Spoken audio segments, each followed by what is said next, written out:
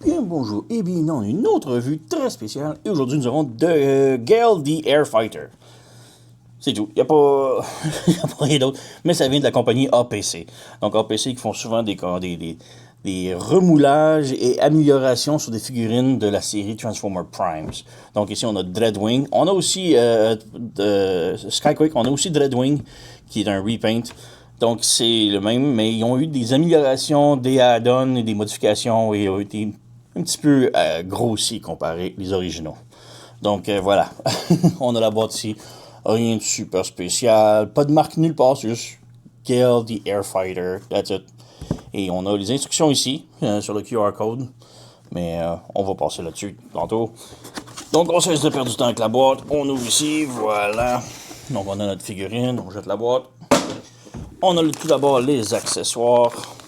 Donc on a ici le gros Gatling, vraiment superbe. On a l'épée et des têtes de plus. Donc on a tout d'abord l'épée, vraiment superbe. Avec la belle lame métallique. Et un petit détail, la poignée est en plastoc, mais bon, plastoc gris. On a un peg ici pour le rangement en mode véhicule ou en mode robot. On va y revenir. On a le gros Gatling, et le gros Gatling est superbe. Un truc louche par contre, c'est qu'on peut voir ici le blanc. C'est des résidus de colle. C'est vraiment bizarre. Pourquoi que j'ai autant de résidus de colle? Ils ont tout vidé pour coller le truc dessus. C'est dégueulasse. Mais j'ai du résidu. Ça se nettoie, là. Comme je vais juste passer mon doigt dessus, ça s'enlève. Mais reste que pourquoi que j'ai autant de résidus de colle sur celui-là, sur ce truc-là. Là. Un autre truc aussi, c'est que j'ai du stress mark. Donc probablement parce qu'il était comme genre serré comme ça, donc quelque chose qui appuyait sur la pin ici, donc j'ai un petit peu de stress mark, là, c'est dommage, là, mais bon. On a la poignée ici qui peut pivoter comme ça aussi. On a une rotation ici à la poignée, et on a le baril qui tourne. Vraiment là, wow! J'adore le canon, là. Vraiment superbe. Ensuite, on a aussi pour Dreadwing, ça recolore bleu. C'est un canon différent, mais avec un gros canon, disons. C'est pas une rotative ici, c'est vraiment juste un gros canon. Donc il vient avec une arme similaire. Là. Et on a des têtes d'extra qu'on va mettre ici, sortir. Et en même temps, on va sortir la figurine de sa prison de styrofoam.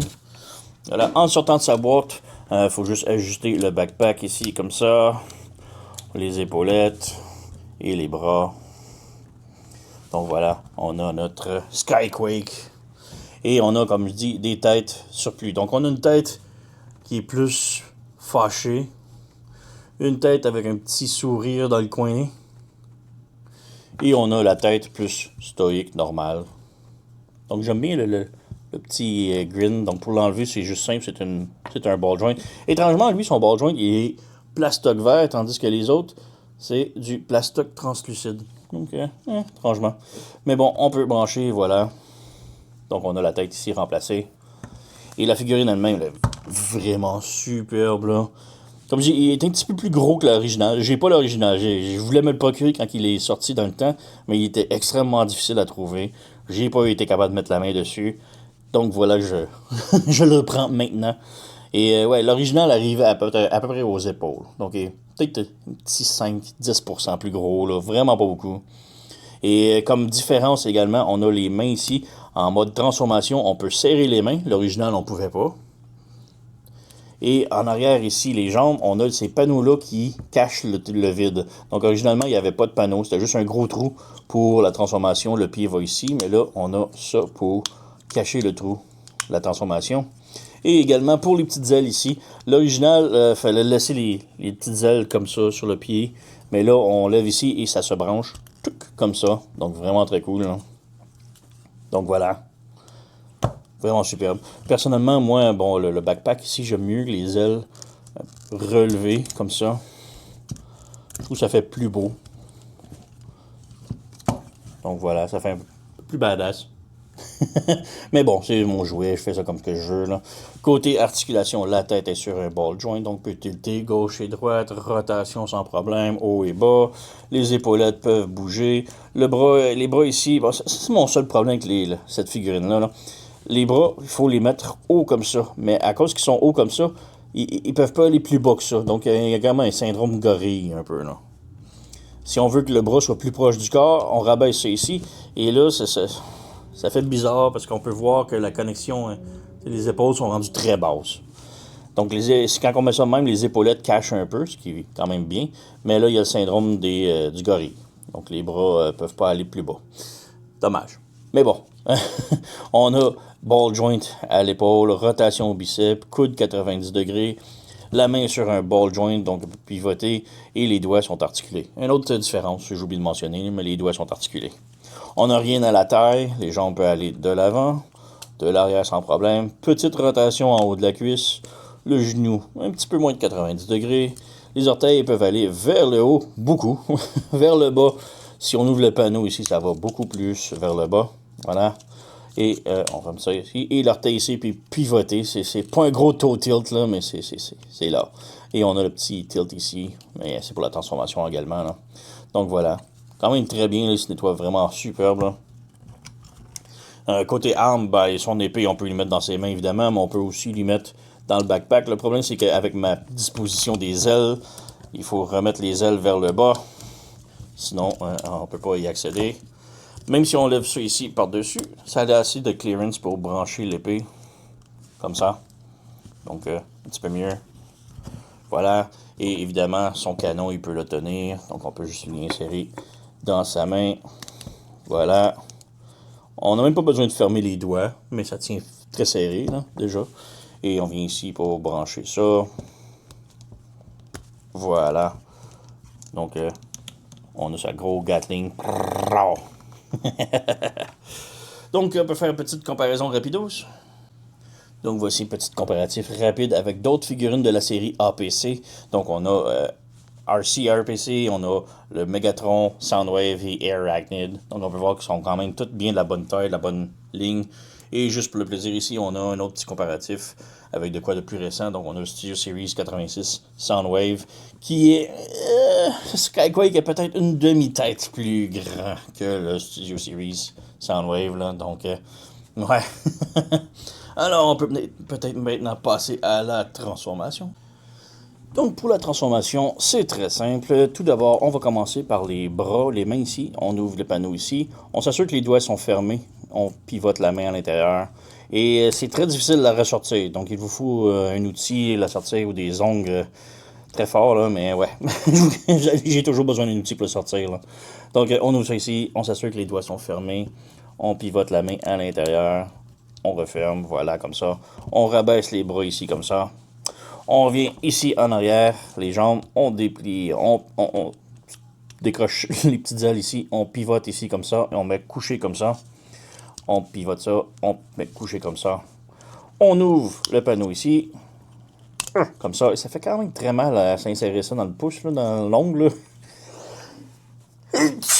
Désolé. On pivote les pieds à l'intérieur, on referme, voilà. On revient ici, on détache le torse de la fourche, comme ça. Et là, tout ça va s'ouvrir. On laisse ça là pour l'instant. On vient avec les jambes ici. La fourche ici, on ouvre le devant, comme ça.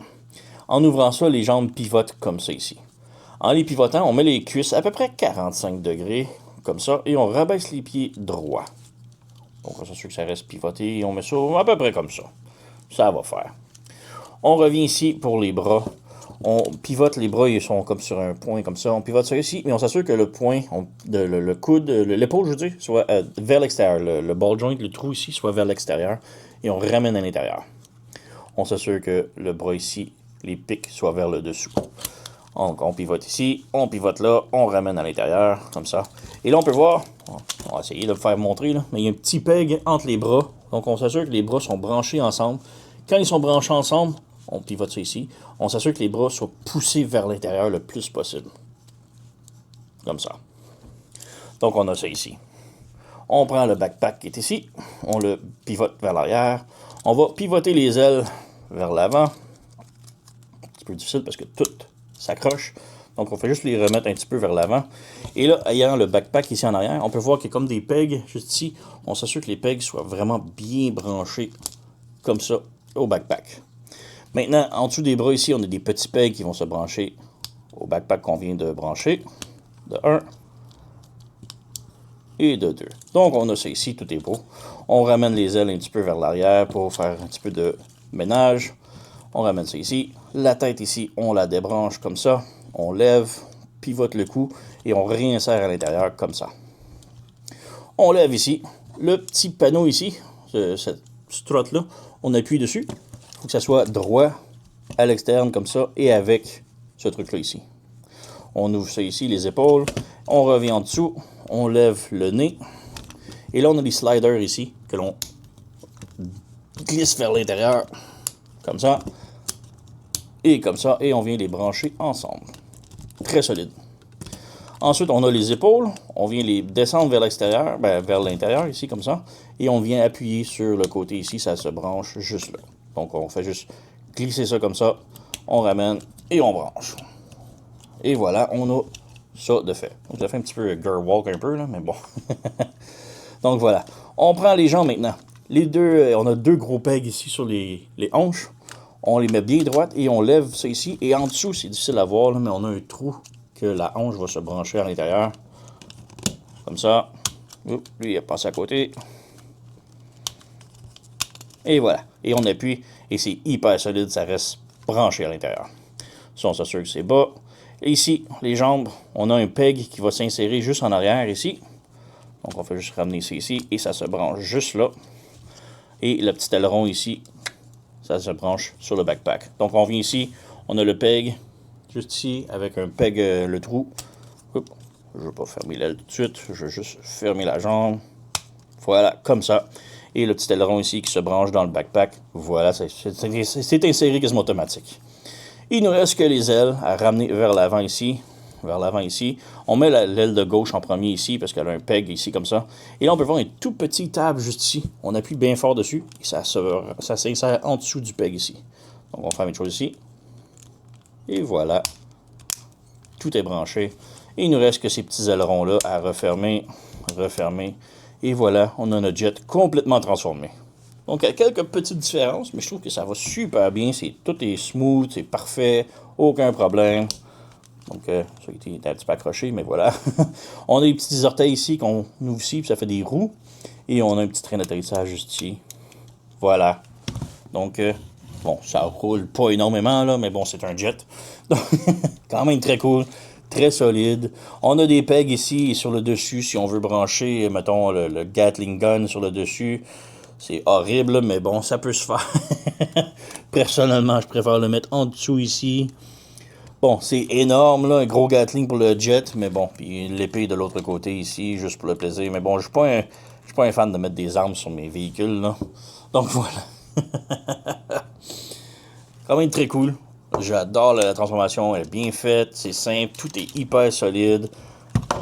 Oups, même pas d'effet. Mais ouais, vraiment très cool. Là, de bonnes petites améliorations comparées à l'original. Et je suis très content de l'avoir mis la main là-dessus. Là. Il se vend environ 40$ US. Allez vous le chercher. Allez pas prendre la version originale Prime qui se vend à des prix astronomiques. Là. C'est celui-ci à 40$ est amplement bien, beaucoup mieux, bonne taille et tout, là, bonne qualité. Il manque juste vraiment les logos Decepticons ou peu importe, là, si vous voulez le mettre Autobot. Mais il manque juste les logos et un petit peu de déco. Mais bon, on peut l'en prendre sur des autocollants Toy Hacks, là, des factions et voilà. Là. Très très cool. Donc ouais, très haute recommandation à lui procurer le Gale de Airfighter de APC Toys. Là. Très haute recommandation.